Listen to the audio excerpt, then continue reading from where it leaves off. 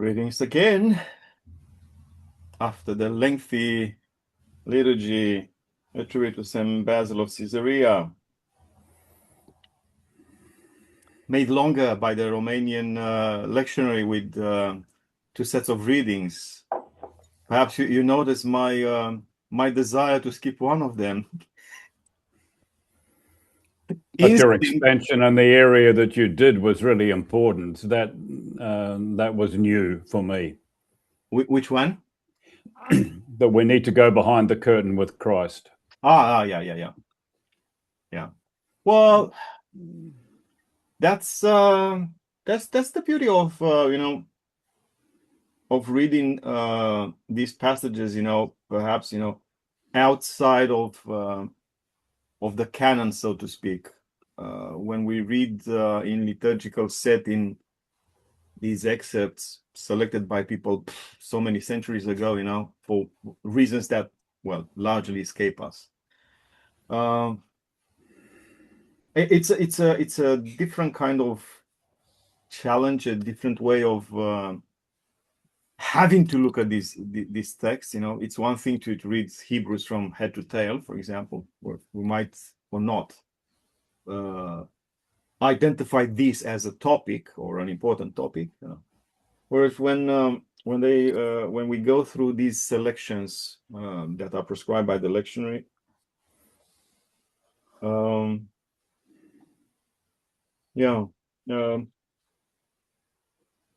we can't miss certain things. And I mean, this association of Hebrews and Mark, particularly for this fourth Sunday of the Great Fast, is really striking, because it brings us back to the topic we discussed again and again before Christmas, of priorities. But in this case, the effect of this association of Hebrews and Mark is really stunning. You realize, on the one hand, Hebrews outlining what the promise of God is, to have us where Christ is, behind the curtain. Curtain meaning the things that we think we know, this side of the fence. Whereas what's promised to us is unknown. We might have some pointers, indicators, signs that signifies those realities, but we should abstain from believing our analogies and our whatever things that we think we know in regard to what's behind the curtain. When Paul says to the Romans stuff that the mind can't even compute, that's not an empty metaphor, and in moments like this, you realize that, at least with this association passages for this fourth Sunday, Christ's frustration sometimes creeps up, as it does in the passage with the father with a demon-possessed child. But now you have a better idea of why his frustration. That's the thing, that when we were reading it, before you gave the exegesis on that really came out to me, the exasperation that was an expression, if I can heal. And then your elaboration on it put that into the context of understanding for me. But the frustration is in the text. Yeah. When I heard it for the first time that way. Yeah. Well, I think the frustration doesn't come from, I don't know, the fact that, well, these people upset me or turn to me only when they need me or stuff like that, or I'm tired and I don't want to go to the office, I don't think that's the case. This association prescribed by the lectionary with that passage in Hebrews, with our high priest went beyond the curtain And that's the promise, to be there where the high priest is, because he's our forerunner. Yeah, forerunner, a trailblazer. He opens the way for us. Yeah, this is what Hebrews says. Our forerunner. He went there first. We come next. Yeah, and then when you realize that that's the promise of God, and that's the divine project for us, you know, to lead us there, and we are, you know, entangled with all these things that, well, I can't say seem important to us, because they are important, especially when there's a pain, you know, involved, or in the case of the guy in the gospel, you know, the pain of a father for a child who was demon possessed. Yeah, not himself entirely. And even so, that frustration is really telling. Guys, be realistic, you know, paraphrasing here. Be realistic and realize that this is the stuff you are made of. It can't be otherwise. Yeah, it's not the ivory tower. It's not what's that when you are completely confined in whatever septic tank or whatever, you know. I don't know. You are made of all this stuff that is rotten. How can you expect better? I'm doing my best here, again paraphrasing, to show you that there's a real light at the end of the tunnel, or the tunnel of this miserable life. And if in view of that light at the end of the tunnel, you can find a bit of enjoyment in this life, that's great. But don't expect more than this. Yeah, well, yeah, we've heard of miracles, and we know that miracles do happen. But that exasperation of Christ might be telling on many levels, including on all the, I use the analogy of God's inbox, you know, inundated by emails asking for all this or that. But I think the same kind of frustration. Why can't you focus on something? And if you focus on something that I actually promised to give you, that might also alleviate your pain. You know, mind over matter. Mind over matter. We know that's something that works. Some traditions, non-Christian traditions, have worked a lot on that. Mind over matter, you know. And if we focus on what's promised truly by God, then we realize that what we thought it was the end of the world, pain, insufferable, the end of days for me, and therefore I have to put an end to my days because it's all so crappy and miserable, you know. Actually, that kind of urgency of the pain, the misery, the suffering that we experience in life cease to be so urgent.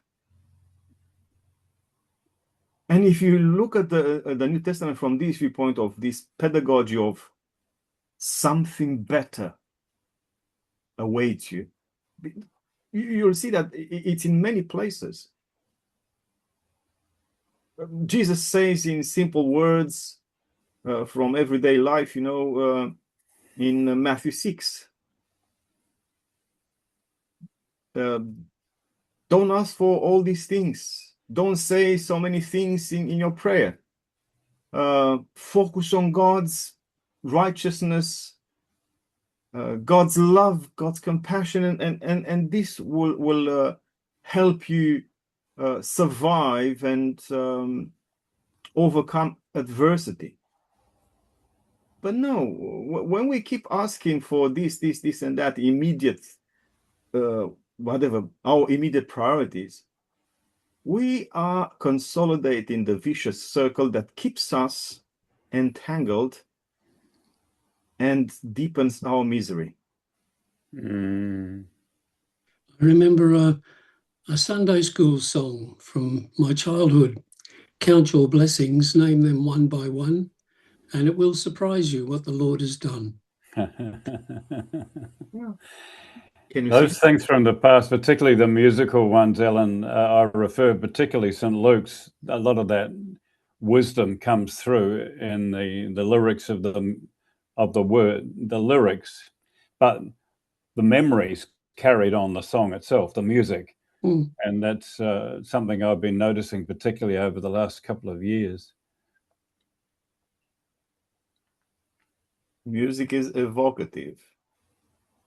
It doesn't happen all the time. Like I think I told you that that joke that was running back in the day in Romania about policemen being whatever instructed by some guy, you know, who tried to teach them the table of multiplication, you know, and because they couldn't remember 1 times 1 is 1 makes 1, you know, the instructor had to sing it, and at the end of the day, when the instructor left and the chief whatever policeman came to see what his officers learned all that day of professional development in mathematics, oh, they were overjoyed. Yeah, we know it now.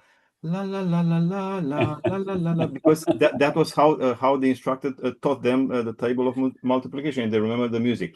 In our case, music evokes those powerful words. Yeah. Well, how do children learn the alphabet? They sing it. Yeah, yeah. Yeah. But don't ask them to go beyond ABC. When I was in hospital, they were checking out my mental acuity, and they asked me to go through the alphabet backwards. Oh, wow. I don't know if I can do that even when I'm not in hospital. Yeah. Okay. So I should brace myself for this kind of embarrassing question, huh? Well, learn it as a song and you'll be right. Okay. Let us proceed, Father. Okie dokie. Well, but this is the best introduction to the Philokalia, isn't it? Okay, so we didn't advance much, but we did, I think, we covered some good ground from the first volume of the Philokalia, St. Isaiah the Solitaries on God in the intellect, or God in the mind. And we are at number 3, chapter 3. And let's see what it teaches. The previous 2 chapters, of course, introduced us to the idea of an anger, of a kind of violent reaction of the mind that is natural and in a way, or to an extent, a positive force, especially when we manage to uproot all self-will. In other words, when anger isn't self-motivated or self-centered, you know, and that kind of anger is directed towards real enemies, not imaginary enemies. Yeah? And it's part and parcel of this natural state of the intellect, which I guess, in the light of the title, means watchfulness, God in the mind, being always alert at what's really at stake, instead of being deluded by easy victories and so on. The second passage taught us about the devices of the invisible enemies, how we might be encouraged to rejoice at conquering, I don't know what frustration, passion, or anger we have, or hatred towards someone, when in reality, every time we lower our guard, we open the gates for new invasions, new attacks from invisible enemies. And we need to keep the gates closed, the gates of the city. And as Isaiah says, the city is prayer, to keep praying. And we were introduced, and I think we discussed this last time, we were introduced to, well, by way of an allusion rather than explicitly, introduced to the Jesus prayer, where a whole, let's call it, universe, the spiritual life is built upon the invocation of the name, the holy name of Jesus. Which again brings us back to the topic of, well, he calls it here insensitive power, which is a form of saying anger in the Platonic sense of themos, where through prayer, especially prayer addressed to Christ, our mind is set upon that God of the intellect, which watches, let's say, what happens around the city and repels the attacks. Yeah. On this note, let's move to 3. Let us stand firm in the fear of God, rigorously practicing the virtues and not giving our conscience cause to stumble. In the fear of God, let us keep our attention fixed within ourselves until our conscience achieves its freedom. Then there will be a union between it and us, and thereafter it will be our guardian, showing us each thing that we must uproot. But if we do not obey our conscience, it will abandon us, and we shall fall into the hands of our enemies, who will never let us go.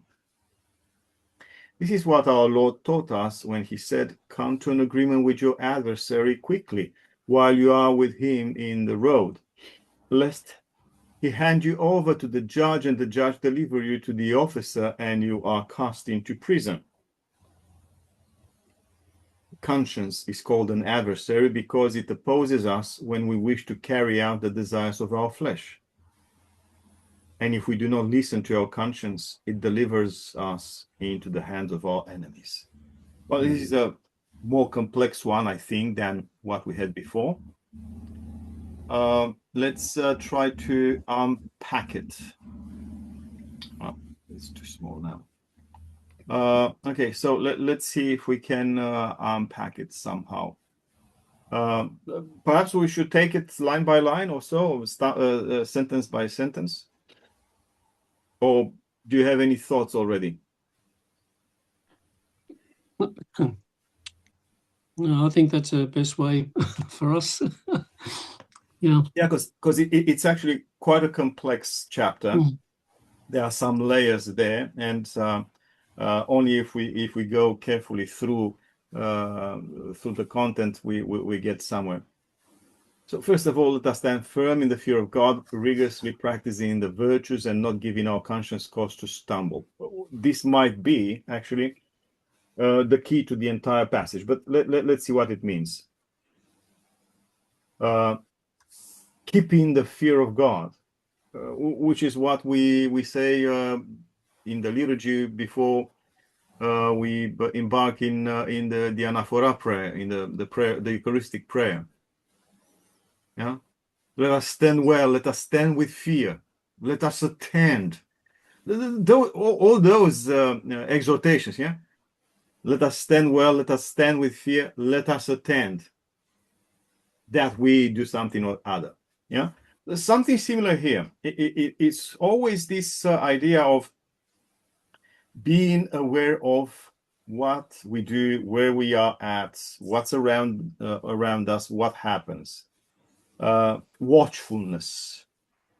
Yeah, But in this case, watchfulness is catalyzed by the fear of God, which is a concept that, of course, we hear so many times in the Old Testament, especially in the Psalms. And many Christians today, because of exaggerations during the Middle Ages and in early modernity in terms of instilling fear, many Christians today avoid this kind of discourse and passages of this sort. Unfortunately, in the Middle Ages and in early modernity, Christians have abused the idea of instilling fear without trying to make sense of what the fear of the Lord might be. Everything in the Christian discourse is apparently conditioned by a kind of crime and punishment mentality. And this has caused immensely to countless generations of Christians, so much so that today, even those who try to keep the path of Christ are uneasy about this fear of God because of its misuse in schools, in churches, from the pulpit, and so on. A fear that led to pathology. So what's this fear of God? Stand firm in the fear of God.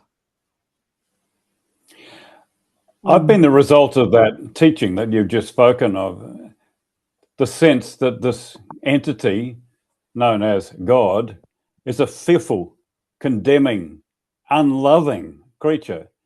And yet, the basis of Christianity is God is love. Jesus represents the love of God in coming down to offer us salvation. So one of the interpretations that I've tried to latch onto to deal with that every time it comes up is a sense of awe that this entity is awesome in ways that mind cannot comprehend. And then now through the Orthodox mental mindset, it's a mystery. So I'm really interested in this discussion on what is the fear of God. Helen? Let's hear it. Another word that comes to my mind is reverence.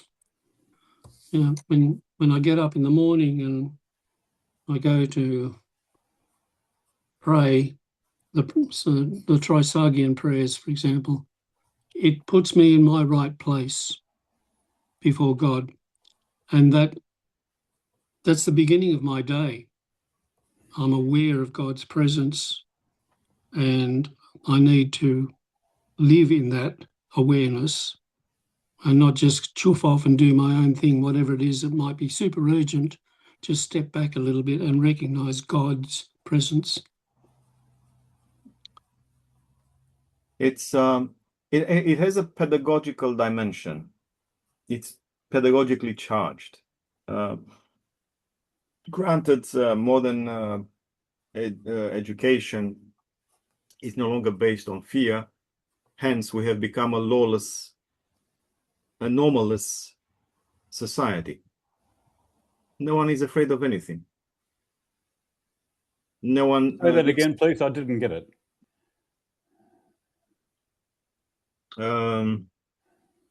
So our society has shunned fear. Educational systems in our day and age are no longer based on fear. And this is a reaction to the abuse of fear in the Middle Ages and early modernity in Christian education.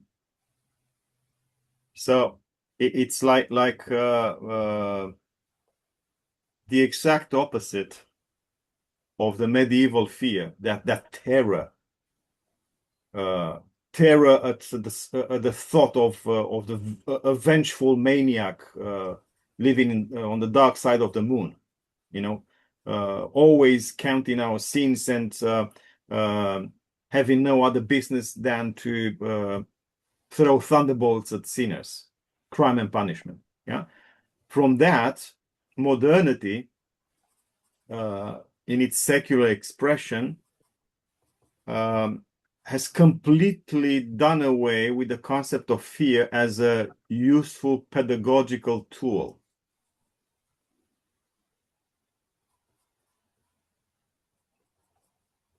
Am I making sense? Yes, thank you. I've got it now. Okay. And we have become a society, after a couple of generations, if not more, of no fear built in our educational system. We have become a society that doesn't have any respect for anything, that doesn't fear anything. So we are the exact opposite of what that pedagogy of fear in the Middle Ages achieved.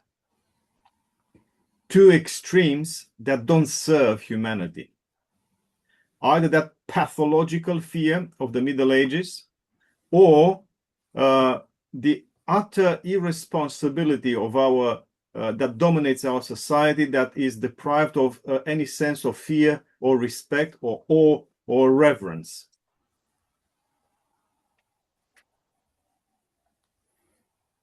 These are two extremes. Yeah, it's not useful.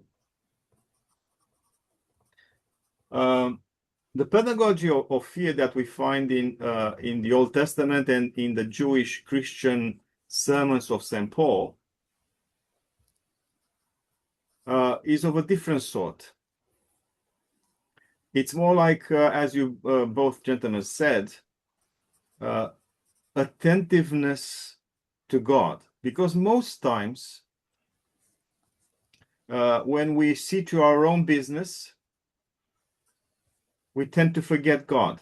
We tend to forget about God. It's not that God needs our remembering him.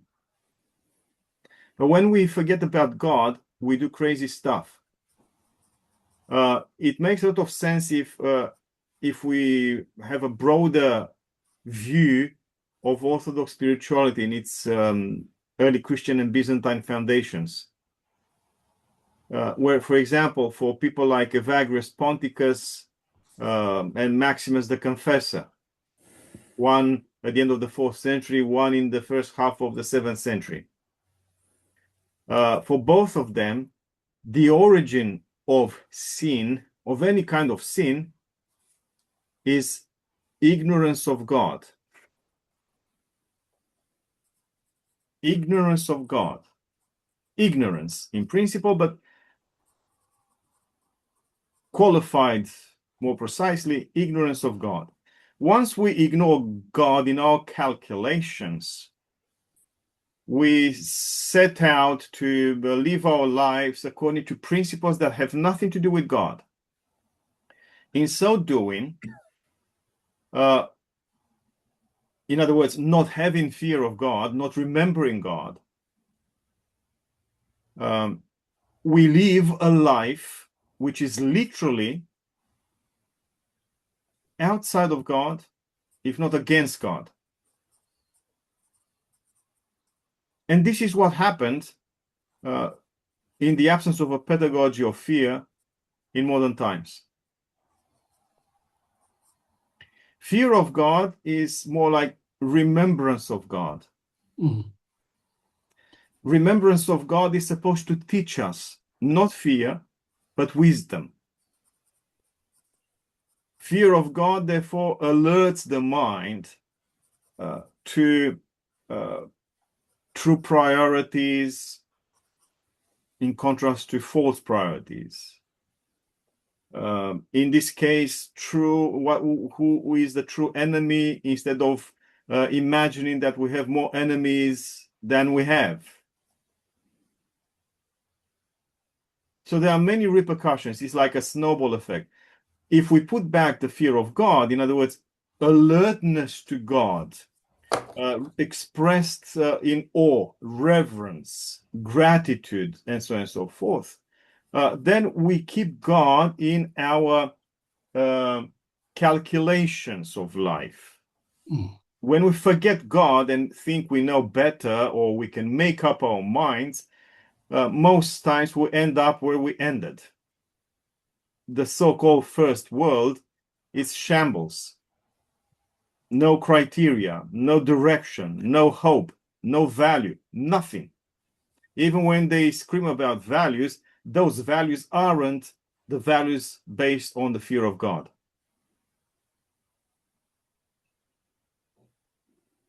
So it's a pedagogical device. Maximus the Confessor, for example, in one of the chapters on love, is it? Yeah, should be chapters on love or chapters on knowledge, one of them, don't remember now.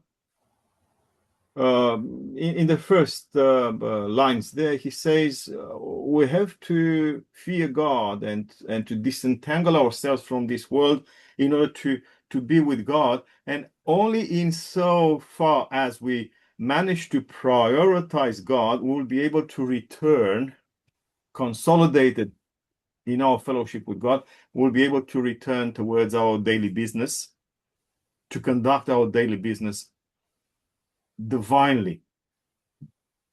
A message which he actually communicates already in the prologue to his responses to Thalassius. So there's consistency across his writings. God never asks us to do anything for God or for God's self. When we are called to prioritize God, it's not for God's own sake. It is for us. Only when we remember God, we'll be able to think divinely, act divinely, or in a godlike fashion. Yeah. So when St. Isaiah the Solitary says, "Stand firm in the fear of God," actually he says, well, remember God and what true priority is. And if you stand firm in this fear of God, you'll always remember God and what actually matters in life. And the next phrase actually elucidates the outcome of this pedagogy: rigorously practicing the virtues. Yeah. Seek what's good. Look for what embellishes life, what makes your life noble. The practice of virtues, which are the opposite of the state of things caused by the educational system of our age, which no longer appreciates the pedagogy of fear. Yeah. And then not giving our conscience cause to stumble, meaning if you cultivate the fear of God and therefore live a life of virtue, the noble life, then you'll be less and less inclined to create an inner conflict between what your conscience demands, tells you, and how you live. Of course, this is a reference to what St. Paul describes very dramatically in Romans 7, where he talks about that inner conflict between the law of the mind or conscience and the law of the body. Yeah. If we stand firm in the fear of God and practice the virtues, our life corresponds to the law of the mind, to our conscience. If, however, the law of the body, to use Paul's terms, the law of the body takes over, has its own life, as it were, then our conscience screams and is weakened and is wounded, perhaps at some point even done away with. You know? So when Isaiah says all this in the first sentence, fear of God, the practice of virtues, not giving our conscience a cause to stumble, is actually live faithfully, live truthfully, unify your life against these principles, and you won't be the scattered being that you are now, with a dispersed attention, a stolen focus, doing all sorts of things that contradict each other, or saying one thing and doing the opposite. Yeah. So it's a very tightly connected message, and you realize that this monastic pedagogy is a very serious thing. I was looking. Okay, so let me show you something that. So it's a book published in 2002, Dorotheos of Gaza and Ascetic Education by an Australian guy, Michael Champion, who is now in Melbourne, the Catholic University. And I was sent this this book by a journal to review it, and I reviewed it. And Dorotheos is a bit later than Isaiah. Isaiah must be early 5th century or so. Dorotheos is in the 6th century. But it's the same kind of pedagogy, and you see this, the logic and the consistency of this monastic or ascetic pedagogy, where one thing leads to another thing. If you don't have fear of God, you won't seek the noble life of virtue. If you don't cultivate the virtues, there will be this conflict within you between the mind that knows, because the mind received the gospel, the mind that knows what's right, and your own real life. Yeah. And this is a cause of problem for you, this inattention, this contradiction between what you know you should do and how you actually live. And this tension degenerates in situations that can lead from mental issues to physical ailment.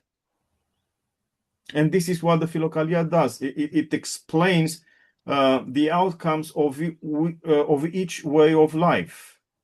If you live in a certain way, these are the effects, the outcomes. If you live differently, these are the outcomes. Yeah. Shall we move on? Yeah. The conscience. I've got a thought going through my head about darkened consciences out of Romans. The conscience here is the conscience that is natural, and by that I understand it's how it should be as people who have been created and redeemed in Christ, that their conscience has been, as it were, renewed. Yeah. And so that reference to the conscience is, to me, it suggests that it can be darkened, it can be thwarted, and led down. So the conscience that we hear, so to speak, is something we should listen to. It's not our enemy. And yet he uses that phrase in the passage as well. It's our enemy because it challenges us. It challenges how we live. The fact that we don't live according to the principles outlined in this first sentence. Yeah.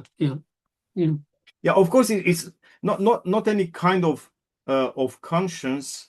Not any conscience is the same. What does that mean, natural conscience? Of course, the same question can be asked in regard to the previous two chapters from Isaiah the Solitary.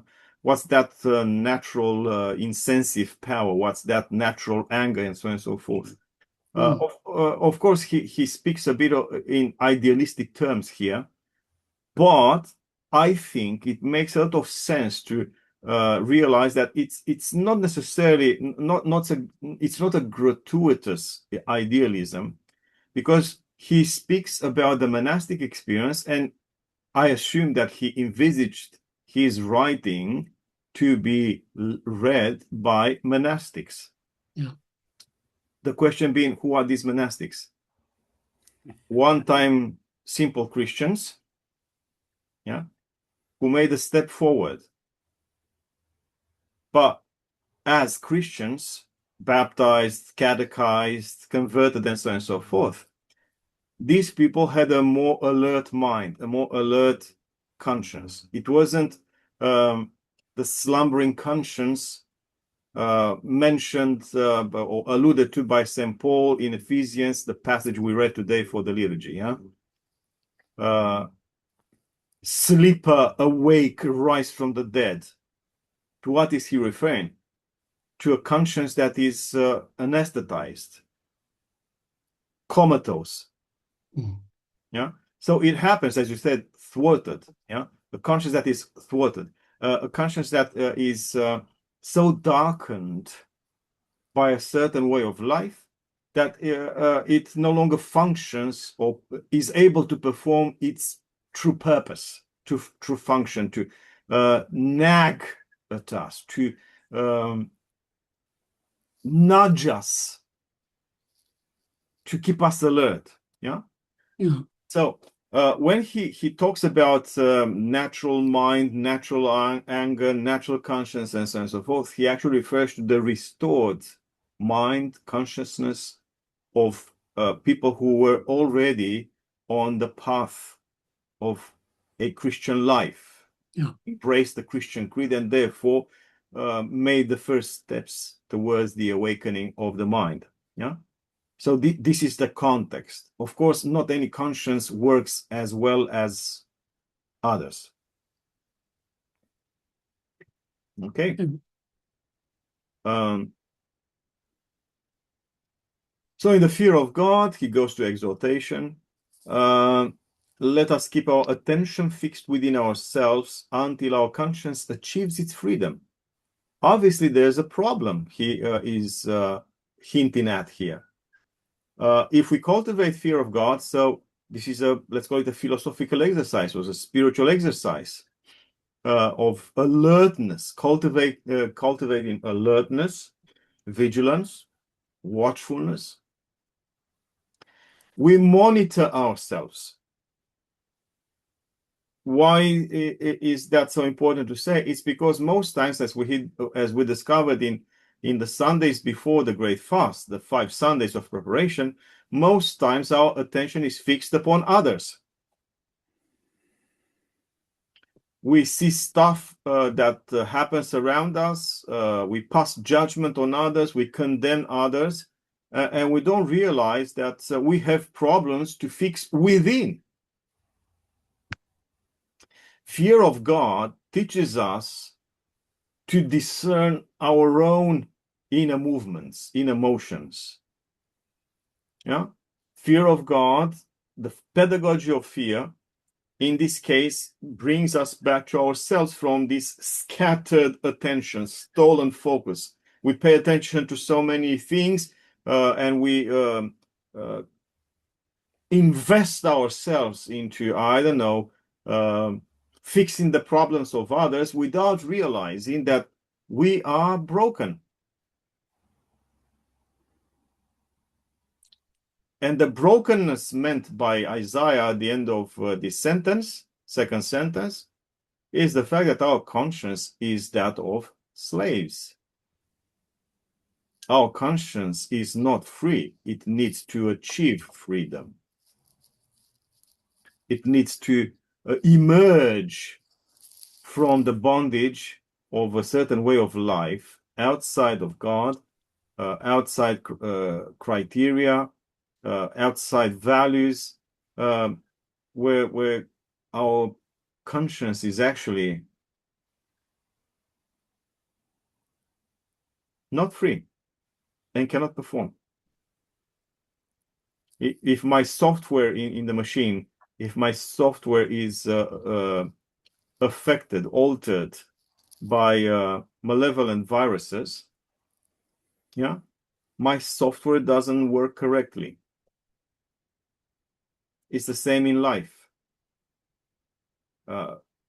My conscience, which is naturally good and able to teach me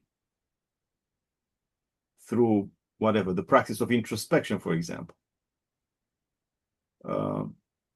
cannot help me, cannot perform its function because of being darkened by my entire outlook of life and my way of life. It confirms everything I do instead of continuing to nudge me in the right direction. Mm. And this is pretty much what we see in our society. In our society, you can't say anything to anybody. Any kind of criticism is unwarranted and sometimes illegitimate and illegal. You can't say anything about anything. Why? Because you have to allow people to slumber, to continue dream their dreams of being masters of themselves. When you tell them otherwise, they get mad at you because you're there to disturb their slumber.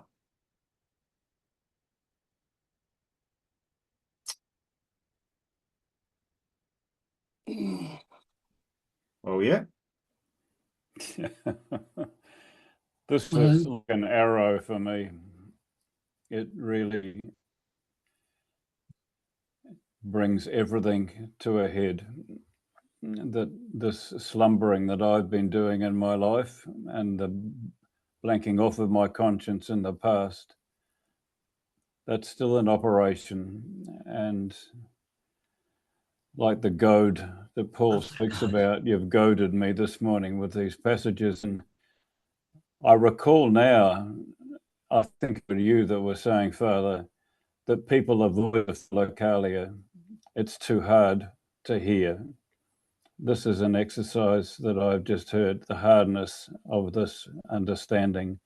And just casting my eyes over the words in that I had before we started these discussions is a bit like that. You read the words and they just float across you just like a vision, a train going past or whatever. But to dig into it like this and to share the understanding,